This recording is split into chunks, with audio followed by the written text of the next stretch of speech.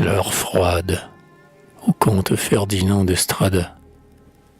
Les crépuscules du soir m'ont laissé tant de pierreries dans la mémoire qu'il me suffit de prononcer ces mots. Crépuscule du soir, splendeur des couchants, pour évoquer à la fois les souvenirs solennels de vie antérieure et les ravissements de jeunesse enivrée.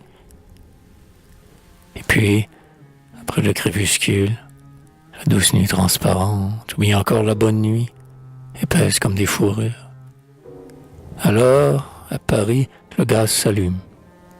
L'été, le gaz, brillant parmi les arbres des jardins, donne aux feuilles qu'on ne voit qu'en dessous des tons verts et mats de décors de féerie. L'hiver, le gaz dans le brouillard raconte tous les délires du soir. Le thé, le vin chaud dans les familles, la bière et les nuages de tabac dans les cafés, les orchestres qui font tourbillonner, à leur respiration vibrante, les élégances de toute classe. Ou encore la nuit de travail, la lampe, le coin du feu, aucune obsession bruyante. Puis les étalages s'éteignent. Les réverbères officiels ont seuls le droit de jeter leur lueur austère. Les passants deviennent plus rares. On rentre. Les uns pensent à la chambre tranquille, au lit à rideaux, mon endroit pour mourir.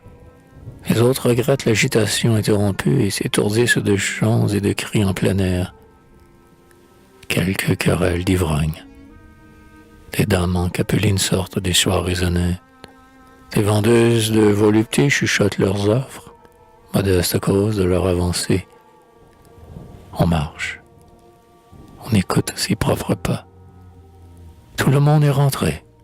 Les bouchers ont sommeillé, reçoivent d'énormes moitiés de bœufs, des moutons entr'ouverts et raidis. Tout le monde est chez soi, égoïstement et lourdement endormi. Où aller? Tout endroit hospitalier est fermé. Les feux sont éteints.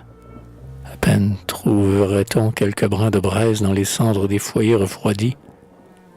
Dans la vie antique, c'est à cette heure-là que les dormeurs des orgies se font éveiller par les esclaves. On remet de l'huile aux lampes mourantes. On sert à boire, on s'agite, on chante. Mais c'est pour oublier la morte l'influence qui est sur la maison.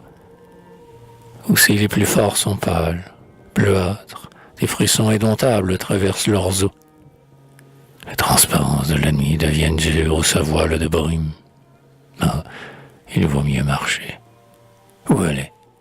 C'est l'heure froide. Minuit est la limite fictive, astronomique, entre la veille et le lendemain. Mais l'heure froide est l'instant vrai. Humain où un autre jour va venir. Il semble qu'à cette heure, il soit mis en question pour chaque être. Si ce jour qui vient s'ajoutera à ceux qu'il a déjà vécus, ou si le compte en est fini pour lui.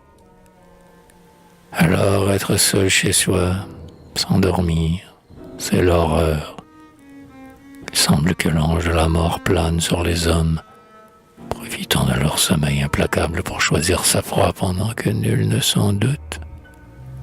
Oh, oui, à cette heure-là, on étoufferait, on râlerait, on sentirait son cœur se rompre et le sang tiède, fade, monter à la gorge, dans un dernier spasme que personne ne pourrait entendre.